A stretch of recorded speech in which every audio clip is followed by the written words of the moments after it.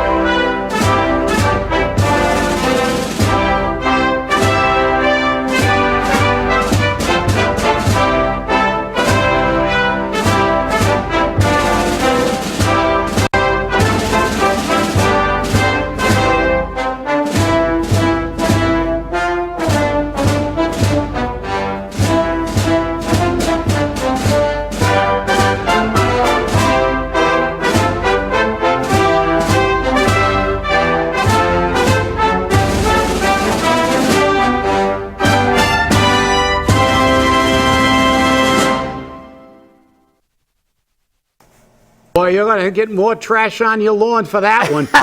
Okay. Well, welcome to Spindle City Straight Talk. I'm Chip. And I'm CJ. And it's the day after the carnage. Yes. The day after history was made in the United States for the first time in a very, very, very long time, maybe since the 1700s. Yep. The people rose up. They rose up and gave the finger to both parties. Yeah, exactly. I'm looking on the screen here at the hotel in New York where former Secretary of State Hillary Clinton is supposed to give her concession speech. She was supposed to give that at 9:30 this morning. She still has not given it. At 10:30, they pushed her back again. We're now going on to the 11 o'clock hour. There's been questions, and here's the reason why. They weren't prepared to give a concession speech. You think? They had him dead and buried a week and a half before it was going to be a blowout. And this is the problem. This is the problem. You know, we saw this through the issues yesterday. We've seen this going around on every issue that has come before us, and it's a little bit ridiculous, and it kind of makes it more and more crazy, for the lack of a better expression. Now, even the pundits and every major network said, we didn't call this.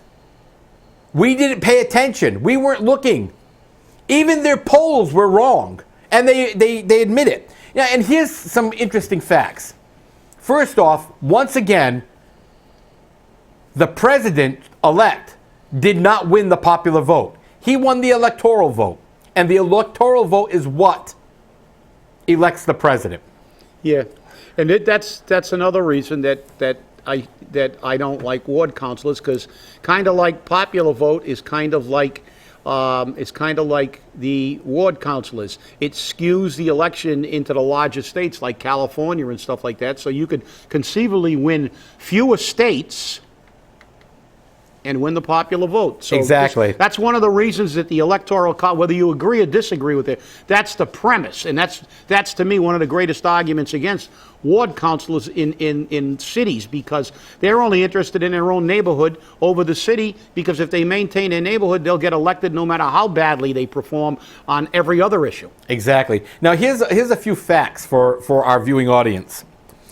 The exit polls, and I'm just going to pick one state because it was contentious yesterday, Pennsylvania. The exit polls show that 56% of the voters for Donald Trump were white with no college. 39% were white with college. 3% were non-white with college. And 2% were non-white with no college. Now in Florida, 25% of the Hispanic population, more like the Cuban Americans, gave Florida to Donald Trump. Now, remember, the wall's coming. Well, and this shows you that people who are here legally, even though they're immigrants, they resonate with what this candidate, now president-elect, said. He plucked the heartstrings. He plucked the levers that move men. Yeah, well, I think what else he did was because, I mean, I'm not going to give him all the credit. No, I'm going to give definitely. the people of the United States credit because guess what? City Council of Fall River, pay attention to what they've done. Remember the recall. Not remember the Alamo. We can overthrow government. What this election proved, even though he doesn't have a high approval rating, when the people decide to finally get off their rumps and rise up, we control this nation. It is a nation of the people, by the people, and for the people. When the people get up and vote, and guess what? A lot of those votes weren't for Donald Trump. They don't like Trump. But I'll tell you what Trump represented. Trump represented somebody who was not a politician. Most of his own party worked as hard to not get him elected as the Democratic Party did. The fact is, not one former president endorsed him. That's right. Not one. Or voted for him. Or voted for him. And I think there was one congressman who actually worked a little bit on his campaign. Nobody in the Republican Party wanted him elected. Nobody in the Democratic Party wanted him to be elected. And the United States of America and its people rose up and said, you know something? We're going to get what we want. We're going to elect somebody that's not one of your... Well, I mean, let's look at it. The Democratic Party started right out of the gate saying, screw the Democratic... what the Democratic people wanted. We don't want Bernie Sanders. No, that's right. They had their outside. So they said, screw it. We're gonna get who a party connected. The party will choose. The Republican Party didn't want Trump because he wasn't one of their anointed party people. And both of those parties attempted it. And I think a lot of Donald Trump's success came from that aspect. People are sick and tired of government. And I'm going to tell you, I'm writing an email to CNN. One of the commentators on CNN called it white lash. This was white lash. Well, you're right. Look at the statistics. Obviously, a lot of minorities didn't vote for him. But the fact is that what happened was it blew up in their face strategically, politically. They tried to divide everybody into little groups.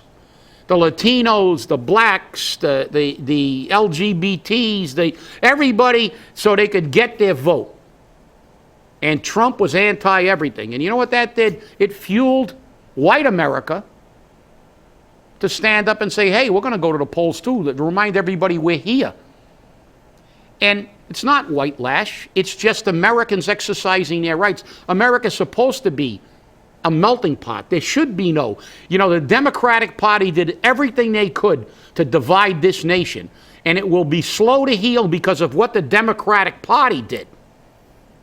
They factionalized this country. And I wonder if that commentator on CNN would call the Black Lives Matter movement blacklash. I don't know. I don't think so. No. I do not think so. No. So why didn't she call it voter lash? Yeah. Because that's what it was. A more appropriate term would have been voter lash. People are sick of government, whether it's Republican or Democrat. They're tired of people not listening to us. The thing that... Kind of like Fall River. Yeah. The thing that bothers me most is that as polls closed with 0% reporting, they had already called states. Now, granted, Massachusetts, Rhode Island, Connecticut, they're normally Democratic states. The Democratic candidate always gets it because the Democrats are like lemmings. They follow suit in lockstep. Hitler's brown shirts trained them well. Yeah. If they, the German Federal Democratic Party would have got all their votes. Yeah, and I keep calling them the fascist party because, again, we know you want Bernie Sanders. Your votes are even saying you want Bernie Sanders, but we've got our superdelegates. If you have any type of off-color, off-sided thing, they make you a delegate, okay? So you're the, binary neutral, cat-loving, space alien. You're now a delegate, and you got a whole bunch of delegates just from that group, and you're all super delegates. Yeah, the Democratic convention looks like a Star Trek convention. Exactly, and the problem is that, and I'm not saying that the Republicans have it any better, but the Republicans don't have super delegates. Each state has a designated number of delegates. That's it. Boom, they're elected. They go. It's done. Yeah, they're wacky in a different way. Yeah, they're both parties have proven. Yeah. And because Donald Trump is proof positive, the case is closed. Right. It's proof positive that the people in this country don't like either party. And when we look at remember, Tip O'Neill said it best. All politics is local. Okay? And our electorate in Fall River either are obtuse, uncaring, apathetic, or stupid, or a combination of all of them, because they don't see what our own elected officials are doing. And when you send them letters and you tell them, because they don't want to hear you and they don't listen to you in the council chamber, I think you and I both know this, Chip, they don't even read them. They don't read your emails. They don't read anything. Because, as a city councilor once said to me very clearly, if you changed your approach, then I would listen to you. Excuse me, but I don't remember your oath of office saying that you'll only listen to the electorate that have a nice attitude. This politically correct BS. And that's what it is, BS. Has got to stop. Okay? Because I was on the phone with somebody this morning. And by the way, people, I haven't slept yet. I have been up all night. Videotaping garbage throwers. That's what you do. Watching these election results and putting this together for today. And I was on the phone with several people, and they all said the same thing. But this is. I said, look, this political correct BS has got to stop. When I grew up, this is what was said. Okay? If you were this, you called it out. If you were that, you were called out. That was just the way to. You're stupid. You're this. You're that. You know what? Nobody said politically correct. If people didn't like it, you got punched in the face. You punched them back. Then you're playing baseball an hour later. That's the way it worked. It wasn't a big deal. Now all of a sudden, you're calling me, binary neutral. Now it's a hate crime. Yeah, you're calling me binary neutral, this, that, and the other thing, and I'm going to file a lawsuit and I'm going to file criminal charges because this is a hate crime. You can't say it. If you kick somebody, felony, assault and battery with a shod foot. Call them black, gay, Protestant, Jewish, whatever. It's a hate crime. When does the political correctness get to the point that the American public, the people, can no longer speak? Because every time you open your mouth, you're politically incorrect. Yeah, I think we're there, CJ. Yeah, and we really are. I think that last night's result shows a man who made so many mistakes politically. Right. Showed how naive he was and not a politician. The things he said, the things he did. But I think the public was galvanized by one thing just because of that. The fact that his own party didn't want him. They didn't want him, and they said, "Well, let's show you who runs government, who really runs this country." And during his speech, I was really, we don't know what's going to happen with him, but I saw an excerpt. I don't know if it was the entire speech. It was like 1 minute and 50 seconds of him giving his speech, and he said something I thought was really, really amazing. It made me so happy to hear this. He didn't thank his campaign staff first and stuff. He said this election was for us, the people. And he said, this movement, this isn't the end of this movement. This is the beginning of this movement. And it has to go forward. And I want to be everybody's president. Well, guess what?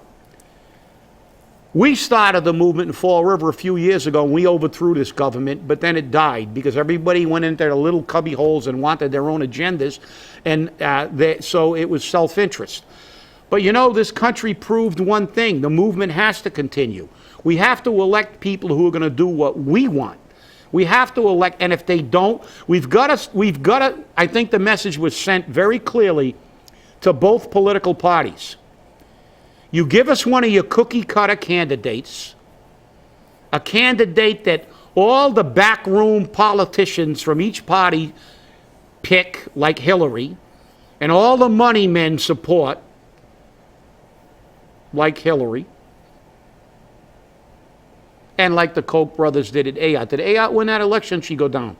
I honestly, I couldn't tell you. Yeah, I was watching national results, and I really didn't hear that. They mentioned it a few times, but the station I was watching, I was up to like 220, 230, and I said, the hell with it. You know, it's like, the hell with it. But, you know, when he said the movement's got to continue, what he was saying is the American people are now re-engaged in the political process. Let's let people know what we think. And yes, it was a fairly close election, but the fact is, people went to the polls. People went to the polls in record numbers.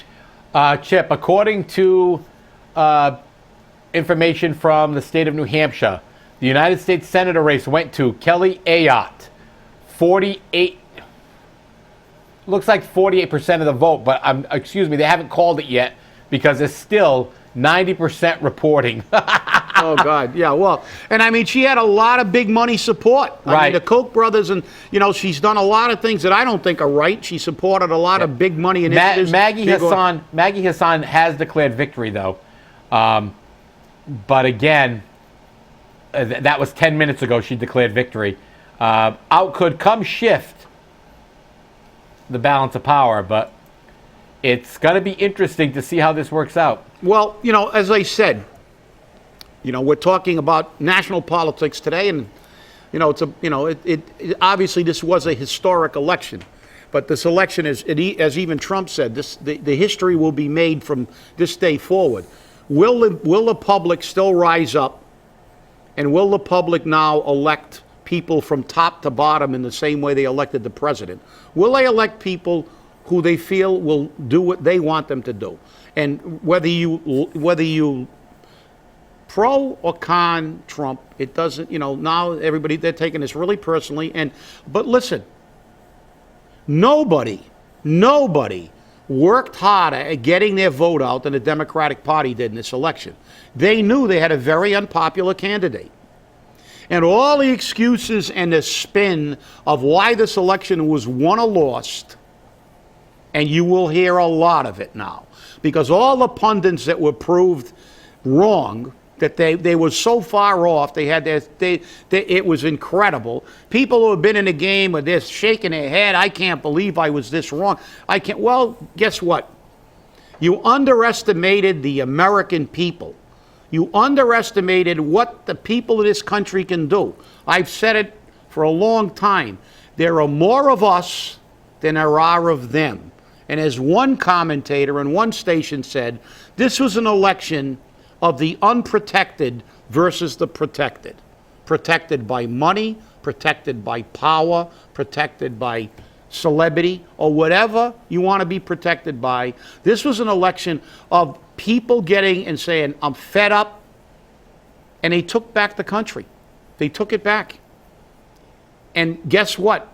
Maybe rather than fight for the next 4 years, maybe all those other groups that were carved out and factionalized by the Democratic Party intentionally to get their vote, they were being manipulated. They were being used. They tried to make this about ethnicity when this country is supposed to be not binary neutral, but ethnically neutral. When you come to this country, as Teddy Roosevelt said in the late 1800s, there are no hyphenated Americans. And that's one of the problems we have. Political correctness and hyphenated Americans. Everybody wants to say, I'm a Latino, I'm proud to be a Latino. Well, you can be proud to be a Latino, but I believe in Teddy Roosevelt. You're either your loyalties are America. I know that this is something fairly new now because they've become a voting power and a voting bloc, and they're being pandered to. And they're falling into the trap, the political trap that parties like the Democratic Party do. They carved them out. But why don't we just heal and look at each other as Americans who want to move this country forward? Why don't we look at this? Because, you know something? I can be proud of where my mother's parents were born, and I can be proud of where my father's parents were born. I know what my ethnicity is. I'm not ashamed of it. But I'm an American. I was born here. My father was an American. He was born here. He never went around and said, I'm a Portuguese American. He fought for this country in the Second World War. He was proud to be an American. My grandfather and grandmother were proud to be Americans. They were proud to be in this country. They didn't run around saying, I'm Portuguese American, I'm Portuguese American, waving a Portuguese flag around every time the Portuguese soccer team has a game. You can do that, fine, in your house. This is America. Our flag is supposed to be higher in this nation than every other flag. Drive around and see how many times you see flags from other countries flying and they're lower than the American flag. Forgive me, Veteran Day's coming. And every man who put a uniform on for this nation fought for this nation. They didn't fight for their father's nation or their grandfather's nation. They fought because they were proud to be Americans. And that's what we've got to get back to. We've got to get back to a Teddy Roosevelt America where there are no hyphenated Americans. You want to know where your ethnicity is? Go on Ancestors.com and find out you're not really Italian, you're Eastern European. And who cares? You can be proud and you can trace your ancestry. Because if we want to trace it back far enough, we might get back to Cro-Magnon man. So really, realistically, how important is that now? Where do you live? You live in the greatest country in the world, because look what happened. You got a guy who was dead and buried 65 times running for president of the United States, and he got elected. So instead of throwing garbage on CJ's lawn, you know, I'm telling you, why don't we just say, okay, he's the president, and why don't we stop looking at each other as different and look at each other with our commonality? And our commonality is we're all Americans. Well, Chip. You know, I wore a uniform alongside of Americans of every color. And the fact is that Americans of every color fought for this nation. Let's stop this crap. It's long enough. In the 1940s, they put every Japanese American in a concentration camp because they were Japanese Americans. Yeah, they didn't do that to Germans. But guess what? The most highly decorated unit in the Second World War in the European theater of operation was an all-Japanese unit. The 444. And I met 2 Medal of Honor winners from that unit. And they fought, they were the most decorated unit in the European, fighting while their parents and their wives and their children were stuck in concentration camps. Enough. Listen to Teddy Roosevelt. I don't care what color you are. I don't care what religion you are. You should be an American. And that makes us all brothers and sisters. But, Chip, you're a Brontosaurus Rex. So we can trace you back to the Brontosaurus Rex age. Okay? That's right. I was riding. I was with Barney. There you I was go. having races with Barney and Fred. There you go. But, you know, the thing is whether your candidate won or lost, it may hurt. It may be emotional. It may make you angry. But the winning candidate, in this case, Donald J. Trump, is the president-elect of the United States of America. Therefore, you may not respect him, you may not like him, but you respect the office. Because the office is one of the things that make our country great. Because the person who serves in that office was elected by the people of this great country. That's true. And if you can't understand that, and you're going to come to my property and dump garbage on it because my brother-in-law put a Trump sign on my porch, guess what? I don't care. Because you may be a Hillary supporter. I may be a Cro-Magnon man supporter. But you have that freedom, and so do I. But that doesn't give you the right to assault, damage, destroy, just because your candidate may win or lose. And as I'm looking at the video feed from the hotel in New York, where the concession speech is supposed to be given 2 hours ago, and it still hasn't happened. And it's still empty. And it's still empty. I'm looking at the fact that there's a live feed, commentary, coming from the public. And you have Trump supporters who are putting up little orange signs that say Trump, Trump, Trump, Trump, Trump, and they pop up every 3 or 4 seconds. Then you got the Hillary supporters putting up Nazi swastikas. And then, then you got, F you, this, that. Really, people? Is that what you've turned into? Well, that's what they want you to turn into, because that's what politics has become. And this should be the turnaround point.